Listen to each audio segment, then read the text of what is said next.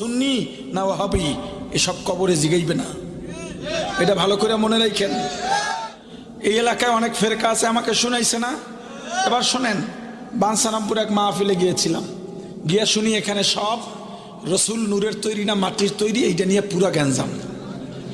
আমার একজন সাধারণ মানুষ মহব্বত করে, তাদেরকে বুঝাইয়া শুনাইয়া, আমার অনেক আগের বয়ান আছে যে রাসূলের একটা জীবনী আছে পুরা বয়ানে, ওইটা তাদেরকে শুনাইছে। তারা মনে করছে আমাদের দলের লোক, তারা আমার দাওয়াত দিছে।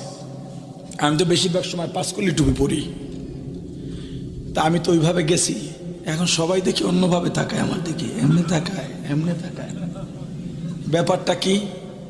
আমার কাছে ওই লোক তো পুরা অসহায়। হুজুর, এই এলাকা তো নূর আর মাটি নিয়ে পুরা ঢিলাঢিলি চলতেছে।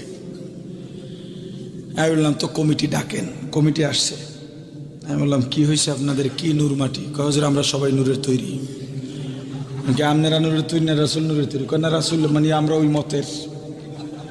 আচ্ছা ভালো কথা, তো মাটির তৈরি কেউ নাই? কয় না, থাকলে ঠ্যাং ভেঙে গেলাম। আমারে কি মনে করেন? আপনার হেডেই মনে করি। তাই বয়ানের সুযোগ কি দেবেন? কয় দাওয়াত দিছি, বয়ান করবেন না, কিন্তু তেরা বয়ান করেন না, ঠিকঠাক মতো বুঝা বয়ান করেন।